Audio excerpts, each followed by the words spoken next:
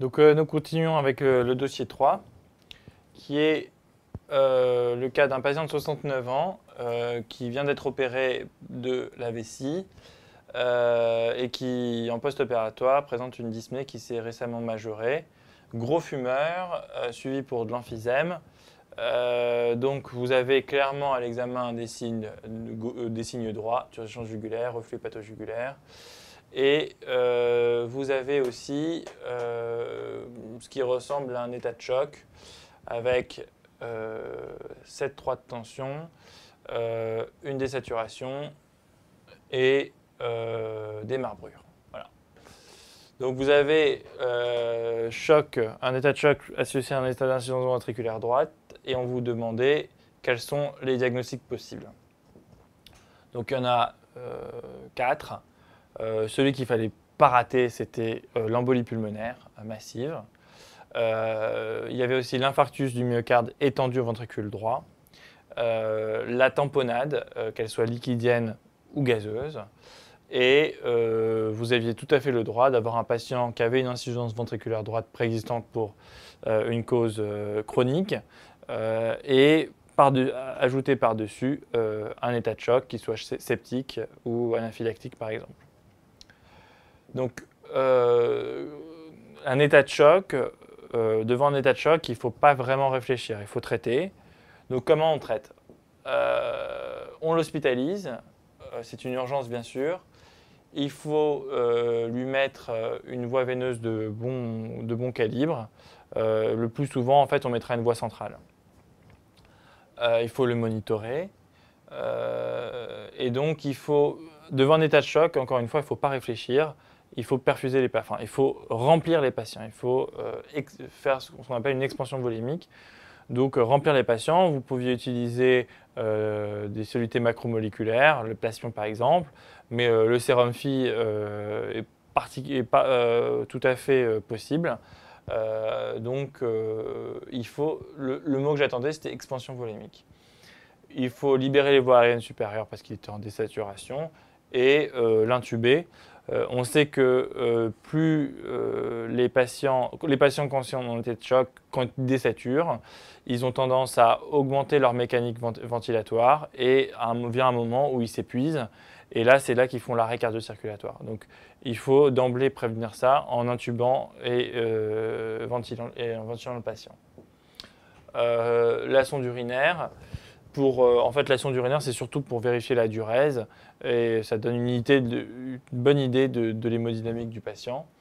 Et le traitement, c'est la drogue de l'état de choc cardiogénique, entre guillemets, enfin, associé à un état d'insuffisance ventriculaire droite, c'est la dobutamine, l'adrénaline étant acceptée. Je ne vous demandais pas la dose en particulier. Et puis, bien sûr, la surveillance. Donc la radiographie pulmonaire est non contributive. Quel examen d'imagerie simple demandez-vous en urgence? L'examen d'imagerie, c'était l'échographie transthoracique au lit du malade, qui me permettait d'avoir une idée de l'hémodynamique et qui pouvait donner des diagnostics, notamment l'embolie pulmonaire. On reviendra dessus tout à l'heure. Alors, l'examen ne retrouve pas d'épanchement liquidien. Quels autres diagnostics évoquez-vous? Donc, il y a deux types de tamponnades. Il y a les tamponnades liquidiennes et les tamponnades gazeuses. Les tamponnades gazeuses, c'est le plus souvent par un pneumothorax compressif. Donc, il fallait regarder s'il n'y avait pas un pneumothorax et regarder s'il n'y avait pas une tamponnade gazeuse. Et enfin, bien sûr, il fallait garder l'étiologie embolie pulmonaire massive. En fait, l'échographie vous a éliminé l'infarctus du ventriculaire droit et l'embolie pulmonaire était encore possible dans ce cas-là. Donc, qu'est-ce qu'on prescrit d'autres examens complémentaires? Si oui, lesquels? Alors, le plus simple, étant donné que vous aviez une radiographie qui était non contributive, c'était de prendre un scanner. Pourquoi? Le scanner injecté permettait de vous faire le diagnostic positif d'une d'une embolie pulmonaire et vous pouviez avoir des coupes parenchymateuses qui vous faisiez le diagnostic aussi d'un éventuel épanchement aérique type pneumothorax. Pas d'épanchement, donc cette fois-ci, c'est sûr, c'est une embolie pulmonaire. Quel est votre traitement? Il s'agissait donc d'une embolie pulmonaire avec un état de choc, donc la fibrinolyse avait toute sa place ici. Il ne faut pas oublier par la suite d'anticoaguler le patient, soit par HBPM, soit par fondaparinux, c'est ce qui est le plus souvent accepté maintenant, voire de l'héparine. Dans le cas d'un état de choc, on préférera le plus souvent l'héparine, pour la simple et bonne raison que c'est beaucoup plus facile à contrôler en réanimation, que les HBPM et le fondaparinux étant contre-indiqués, en tout cas de manière relative, en cas d'insuffisance rénale, le patient étant en état de choc pouvant faire une insuffisance rénale, on aura tendance à utiliser l'héparine. Mais je considérais que HBPM et fondaparinux étaient acceptables. Il faut rapidement le relayer par des AVK, parce que ce sera son traitement chronique. Une contention élastique adaptée, même si vous n'avez pas fait la preuve d'une phlébite, et levée précoce sous contention élastique. Surveillance des plaquettes, non nécessaire si vous utilisez du fondaparinux. Le problème étant que vous pouvez avoir des thrombopénies induites à l'héparine sous Lovenox et sous héparine. Le patient s'améliore. Quelle est votre ordonnance de sortie? Donc là, c'était des AVK. Donc, l'identité du patient, du prescripteur, la date, la signature. Préviscan, un comprimé par jour. Il fallait faire, donc c'était une ordonnance de relais pour AVK, jusqu'à équilibration de l'INR. Donc l'énoxaparine jusqu'à obtention de 2 INR efficaces entre 2 et 3.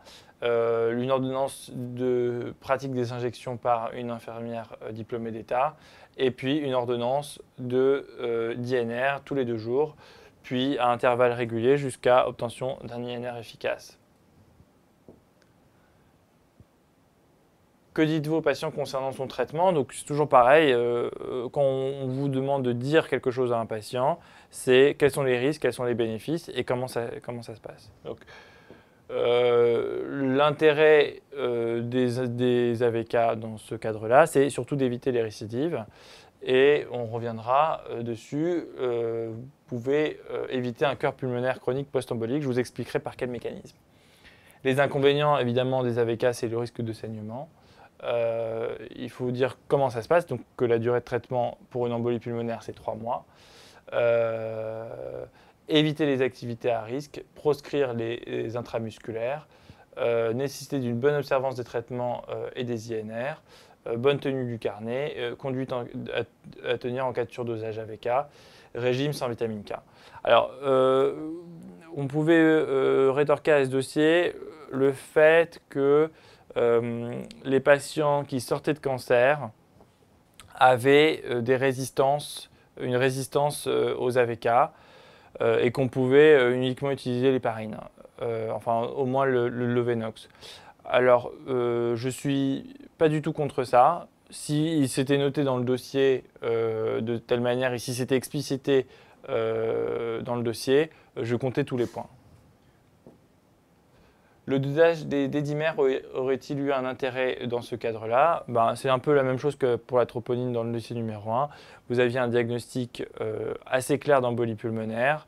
Le dédimère n'aurait eu aucun intérêt si ce n'est que conforter votre diagnostic. Et même si les dédimères avaient été négatifs, ça n'aurait pas écarté le diagnostic. Donc là encore, aucun intérêt. La probabilité d'embolie pulmonaire se base sur le score de Wells, sur lequel on reviendra tout à l'heure. Quelles sont les complications? Donc, là, je vais vous parler du cœur pulmonaire chronique post-embolique. Donc, vous avez ici votre veine cave inférieure, votre oreillette droite, votre valve tricuspide, votre ventricule droit qui se termine par l'artère pulmonaire ici et là. Ce qui peut se passer à force de faire des... Donc, je complète juste l'oreillette. avec la veine cave sub qui est là. Donc, vous allez faire des embolies à répétition. Si vous n'avez pas d'AVK, par exemple, le patient fera des embolies à répétition. Et il va au fur et à mesure, occlure de plus en plus d'artérioles pulmonaires. Ce qui fait que, à terme, la pression ici va augmenter. Et ce qui fait qu'à terme, le cœur droit, le VD ici, devra pousser contre une hypertension artérielle pulmonaire qui est majeure. Il s'agit ici d'une hypertension artérielle pulmonaire précapillaire. Et donc le VD va s'épaissir et finalement va se dilater et être complètement dysfonctionnant. C'est ce qu'on appelle un cœur pulmonaire chronique post-embolique. Voilà, donc je voulais juste vous rappeler ce que c'était que le score de Wells. Le score de Wells donne, sur des arguments cliniques purs, un score de probabilité d'embolie pulmonaire. Votre patient avait un cancer, avait une chirurgie, était tachycarde, il était en signe de choc. Donc ça lui donnait, il y avait un diagnostic différentiel peu probable, il y avait peu de diagnostics différentiels éventuellement. Donc il avait une probabilité forte d'embolie pulmonaire. Donc, si votre probabilité est faible, vous aviez le droit de doser les dédimères pour vous donner un argument diagnostic potentiel. Ainsi, c'est le même cas si la probabilité est intermédiaire. Et enfin, je vous donnais ici la prise en charge des patients avec une embolie pulmonaire suspectée et une embolie pulmonaire dite grave, c'est-à-dire avec un état de choc ou une hypotension. Donc, soit le scanner est disponible immédiatement, et à ce moment-là, c'est au scanner, mais le plus souvent, en fait, étant donné que le patient est instable, c'est l'échographie qu'il faut faire. Si l'échographie est contributive, eh ben, on traite. Si l'échographie est non contributive, le plus souvent, en fait, il faut chercher une autre cause. Éventuellement, on pouvait compléter l'échographie d'un scanner pour confirmer le diagnostic en fonction de l'état de stabilité du patient. Voilà. Nous avons vu ensemble l'item 135, embolie pulmonaire, l'item 200, état de choc, et l'item 175, prescription des antithrombotiques. Et je vous remercie.